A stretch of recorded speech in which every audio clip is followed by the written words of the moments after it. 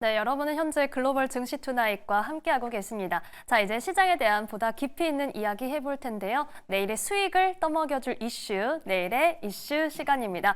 월요일입니다. KR 리서치 김대준 대표와 함께할게요. 대표님 안녕하세요. 네, 안녕하십니까. 네, 새해 복 많이 받으십시오. 새해 복 많이 받으십시오. 오늘 새해 첫 월요일의 주제 지금 바로 확인해 보겠습니다. 네, 오늘의 주제입니다. 코스피 2,500선 목전, 매도 시점은 어디쯤일까?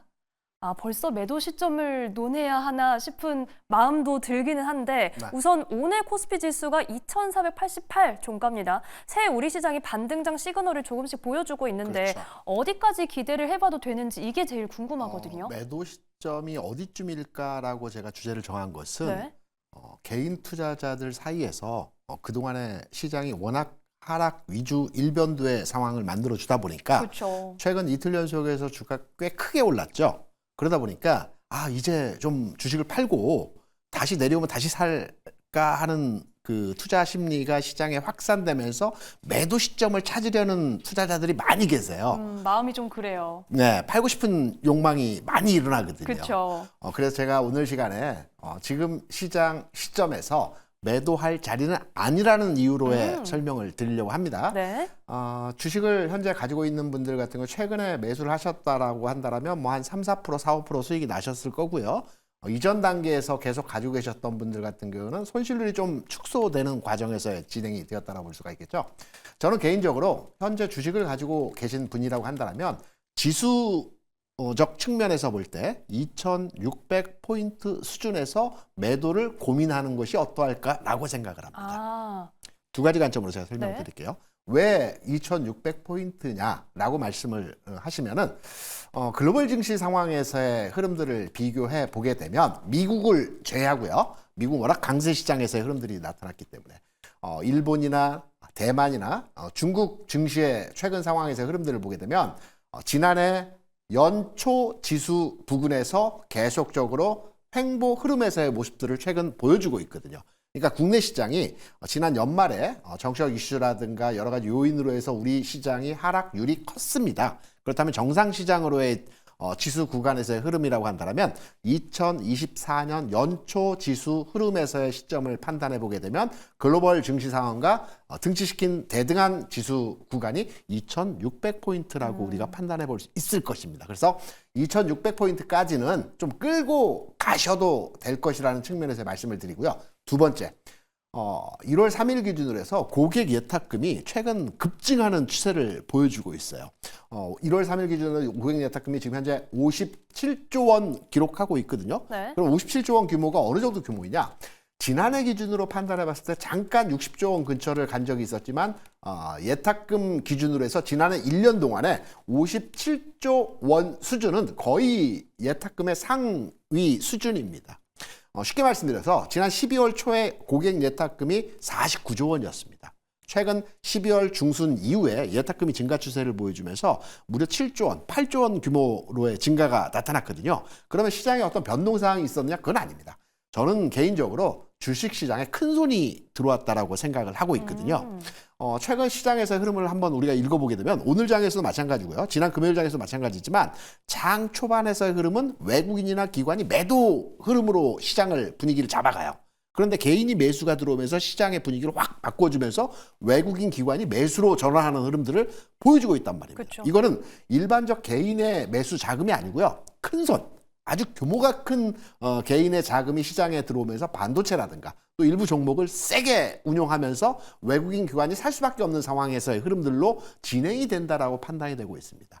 개인 투자자들 중에서 큰 손이 지금 들어온 상태이기 때문에 지금의 시장은 단기간 내에서 하루 이틀 3일 주가가 상승하고 다시 조정을 받는 흐름보다는 지금의 지수 대비해서 좀 더 추세를 가지고 흐름을 이어갈 가능성이 높다라고 판단되기 때문에 2,600포인트 수준까지의 지수 구간에서의 매도 타이밍 시점으로의 판단을 하셔도 되지 않을까 이렇게 판단을 하고 있습니다.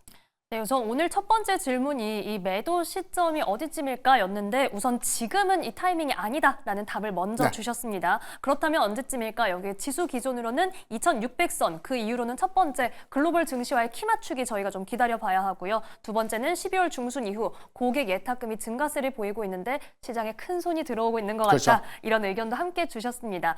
결국은 상승 흐름이 이어갈 가능성이 높다는 전망을 주신 건데 이 안에서 오늘 또 한번 견조한 흐름을 보여준 우리 반도체 투톱 그렇죠. 점검을 해봐야겠죠.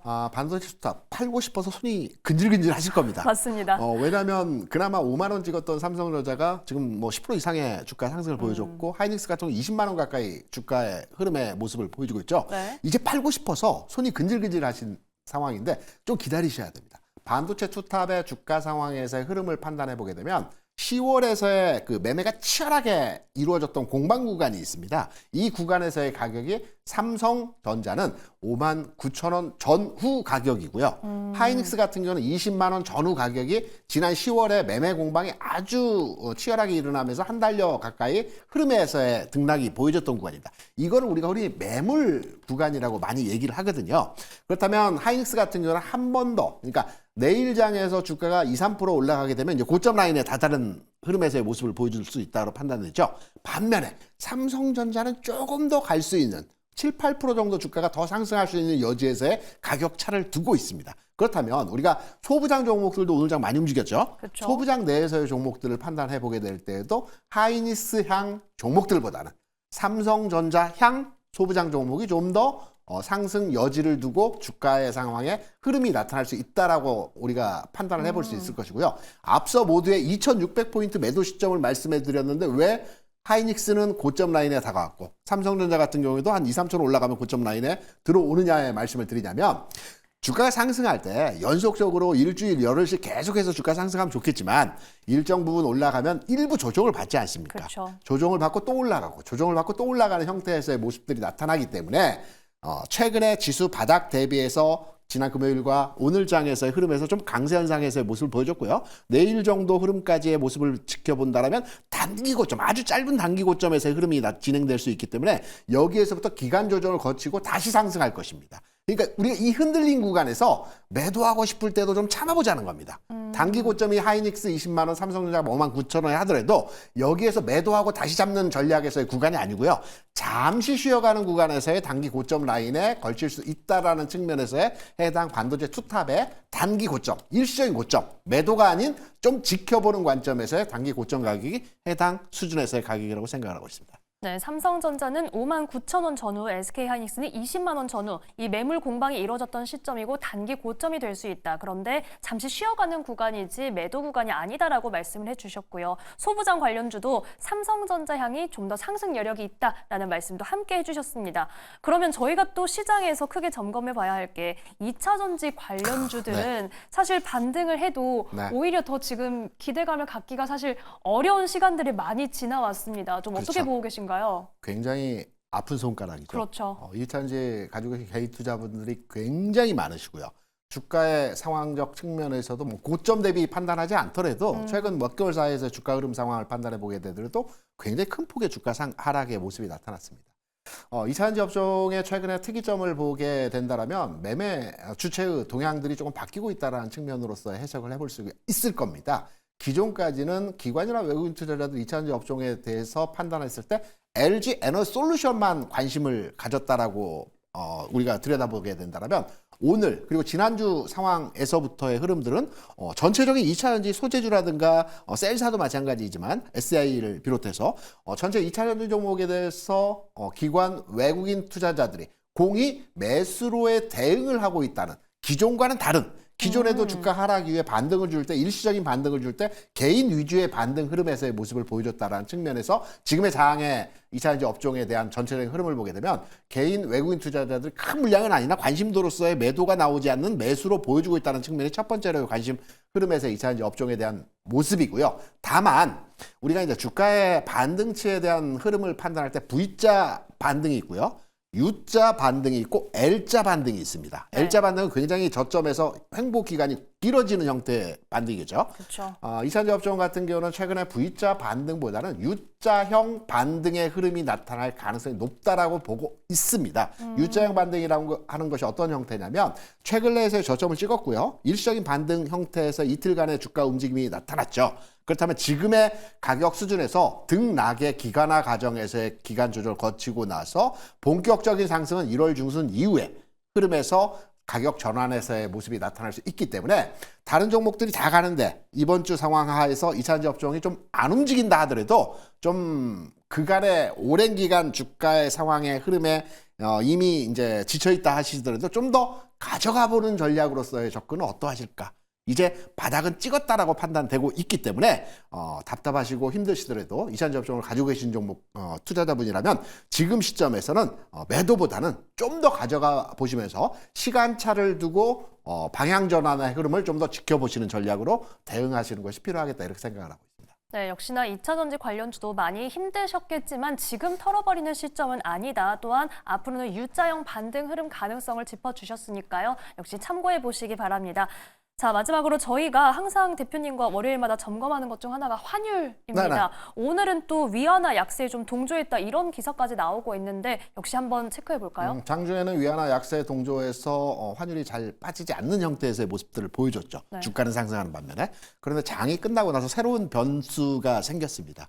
트럼프 당선자가 이 보편 관세에 대해서 선별적 적용을 하겠다라는 뉴스가 그쵸. 뉴스가 나왔죠. 이러면서 유럽 증시 강세 현상으로 진행이 됐고요. 유럽 증시 강세가 되면서 유로화가 강세로 진행됐고 여기에 대해서 반대 통화, 상대 통화라고 보시면 달러가 약세로 전환됐습니다. 달러 약세 현상에서 지금 현재 시점에서의 달러 약세 가격 전환에서의 흐름을 보게 되면 108 지수를 하향 돌파했습니다. 이러면서 원달러 기준 역외 시장에서 NDF 가격이 현재 1,450원대로 내려왔거든요. 10원 이상 하락하는 형태에서의 모습을 보여주고 있어요. 그래서 우리가 대체적으로 환율 상황에서의 흐름을 볼 때 긴 장대봉이 나타나게 되면 추세선의 변화가 나타난다라고 보통 이해를 하게 됩니다. 통화시장에서는. 그렇다고 한다면 최근까지 환율 시장에서의 상방 포지션으로 계속적으로 움직였던 환율 시장이 오늘 장 기점으로 해서 역외 시장이긴 하지만 10원 이상 하락하면서 전체적인 흐름이 바뀌고 있다. 그래서 환율 시장에서의 상황이 변화했기 때문에 내일장 이후에서의 환율 시장은 시장의 압박 요인이 아니고 오히려 긍정적인 부양할 수 있는 긍정 요인으로 작용할 가능성이 아주 높다라고 판단을 하고 있습니다. 네, 지금 원달러 환율 앞으로는 시장에 대한 압박이 아닌 긍정적인 요인으로 작용할 가능성에 대해서 짚어주셨습니다. 자, 대표님 저희 방송 나오실 때마다 저희가 전주, 이전주에는 지금 매수할 때다라는 얘기를 계속 해주셨고 오늘은 매도 타이밍 아니다라는 말씀 강조해 주셨습니다. 앞으로는 저희가 시장 어디에 좀 주목을 해보면 좋을까요? 제가 지난주 말씀드린 주식을 한 70% 비중으로 늘리셔야 되고 비중은 반도체가 50%, 그다음에 성장주가 30%, 가치주가 20%고 그쵸. 구체적인 종목은 SK하이닉스, 레인보우 로보틱스, 그다음에 기아를 말씀을 드렸습니다. 네. SK하이닉스와 레인보우 로보틱스는 뭐 예상 외 이상의 수준의 수익률을 만나놨죠. 그쵸. 기아는 현재 해당 시점에서의 그 가격입니다. 비율적인 측면은 그대로 유지하시되 저는 개인적으로 봤을 때 레인보우 로보틱스 같은 성장 섹터의 종목은 그러니까 단기 고점 형태에서의 가격에 진입을 했습니다. 지금 보게 되면 21만 원까지 내려왔다가 재상승, 고점은 돌파할 걸로 판단되고 있기 때문에 이 조정받을 때의 전략에 대한 대응을 가져가시면 될 것 같고요. 저는 레인보우 로보틱스를 일부 덜어서 기아를 좀 더 사시는 건 어떠하실까 이렇게 판단이 되고 있고 SK하이닉스는 반도체 50%는 여전히 가져가시기 바랍니다. 흔들림이 있다 하더라도 좀 더 가져가시면서 22만 원까지 홀딩 전략으로 가져가시면 되는 대응으로 가져가시면서 여전히 전략은 70% 주식 비중에 532 구조로서의 시장 대응이 필요하다라고 생각을 하고 있습니다. 네, 532 이 숫자 꼭 기억하겠습니다. SK하이닉스는 비중 유지하면서 22만 원 선까지 저희가 바라보겠고요. 레인보우 로보틱스 단기 고점에서 일부 덜어서 기아로 옮겨가는 전략 말씀해 주셨습니다. 저희가 이 밖에 또 시장에서 주목해야 할 이슈들이 있죠. CES죠. CES 관련해서 오늘 장도 마찬가지로 양자 컴퓨터라든가 보안주라든가 관련 종목들이 많이 계속 주가가 움직이는 형태에서의 모습을 보여주고 있어요. 좀 테마주나 가벼운 종목보다는 저는 AI 가속기가 올 한 해 화두가 아닐까라고 생각을 합니다. 지지난해 같은 경우 자율주행이 CES의 테마 흐름이었습니다. 그렇죠. 지난해는 AI였고요. 올해도 AI이긴 한데 AI 가속기, 가속기 형태가 기존에는 HBM이었다고 한다면 이제는 유리기판 형태로의 진화되는 가속기 형태의 테마가 만들어질 가능성이 높다라고 보고 있어요. 물론 양자 컴퓨터라든가 보안업체의 주가 흐름도 좀 더 진행될 가능성이 있다라고 판단되고 있지만 AI에 국한된 형태의 테마로의 판단을 해보게 되면 삼성전기라든가 이런 유리기판과 관련된 종목들의 주가 상황에서의 흐름들이 좀 더 개선되는 주가의 상황에서 시장을 주도하면서 AI와 관계된 연계된 흐름으로서의 시장을 끌고 가지 않을까 판단되고 있기 때문에 저는 삼성전기를 기반으로 해서 유리기판 관련주들이 CES와 관련된 어떤 테마의 형태로 이 CES가 끝나고 나야 하나의 테마가 만들어지는 형태를 우리가 확인할 수 있습니다. 그래서 아직은 확정되지는 않았지만 유리기판 쪽으로 만들어질 가능성이 굉장히 크다라고 생각을 하고 있습니다. 네, AI 가속기 이 유리기판 테마가 견고해질 가능성에 대해서 짚어주셨고요. 저희가 CES에서 나오는 이야기도 계속해서 체크해봐야겠습니다. 이건 정말 간략하게만 여쭤볼게요. 삼성전자 잠정 실적 발표 이 네. 전후로 어떻게 대응해야 합니까? 뭐 좋지는 않을 것 같고요. 그런데 우리가 이제 22년 그 10월 7일에 3분기 실적이 발표가 됐던 시점이 있었어요. 네. 이때 영업이 급감했다고 해서 시장에서는 악재로 반응을 했는데 주가는 오히려 52,000원부터 88,000원까지 올라갔습니다. 시간을 두고. 그래서 이번에 실적이 나쁘지 않게 나오더라도 시장에 이미 충분히 반영된 상황에서의 가격 흐름이기 때문에 크게 걱정하지 않으셔도 될 것 같습니다. 충분히 반영됐다는 말씀이 너무 많이 와닿습니다. 크게 걱정할 필요 없다라고 정리해 주셨네요. 오늘 말씀은 여기까지 듣겠습니다. 지금까지 KR 리서치 김대준 대표와 함께했습니다. 고맙습니다.